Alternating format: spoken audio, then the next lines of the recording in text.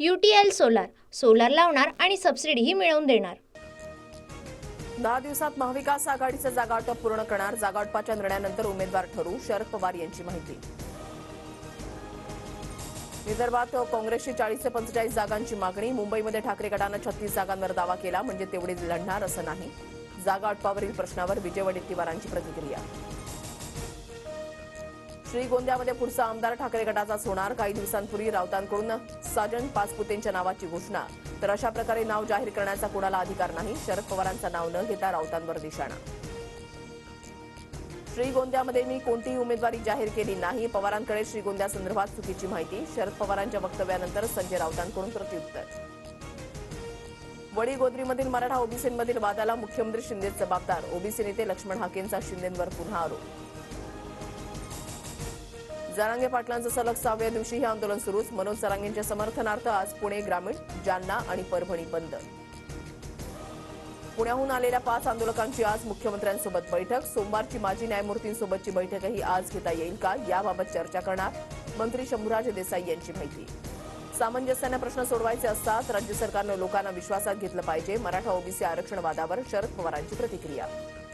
मी शरद पवार गट कधीच सोडला नव्हता। मला भाजपमध्ये प्रवेश द्या असं म्हटलं नव्हतं। भाजपमध्ये येण्याचं मला आमंत्रण होतं। एकनाथ खडसेंची स्पष्टोक्ती।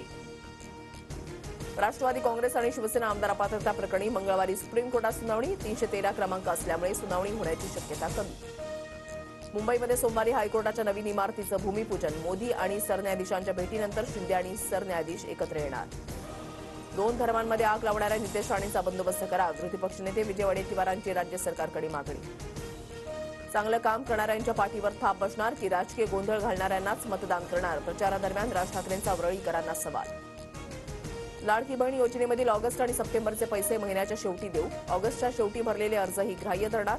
फडणवीसांची मोठी घोषणा। ठाकरे गटाचे माजी आमदार नरेंद्र दराडेंवर नाशिकमध्ये गुन्हा दाखल। कालावधी संपलेला असतानाही आमदार असल्याचं सांगत शासकीय अधिकाऱ्यांवर दबाव टाकल्याचा आरोप।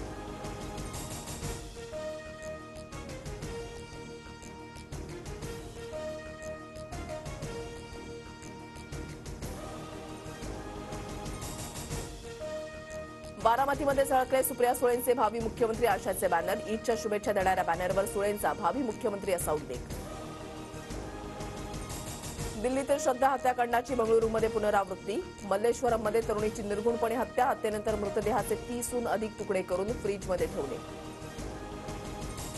उपमुख्यमंत्री अजित पवार आज सोलापूर दौऱ्यावर। अजित पवार पाणीपुरवठा प्रकल्पाचं उद्घाटन करणार। सिनेट निवडणूक मंगळवारी घेण्यास हायकोर्टाची परवानगी। 24 तारखेला मतदान तर 27 तारखेला मतमोजणी होणार।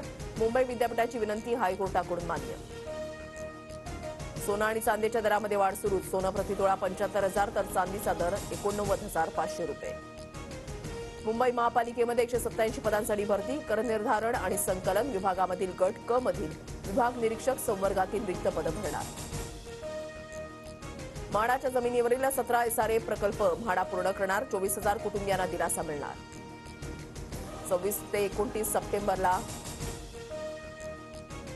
UTL सोलार लावणार आणि सबसिडीही मिळवून देणार।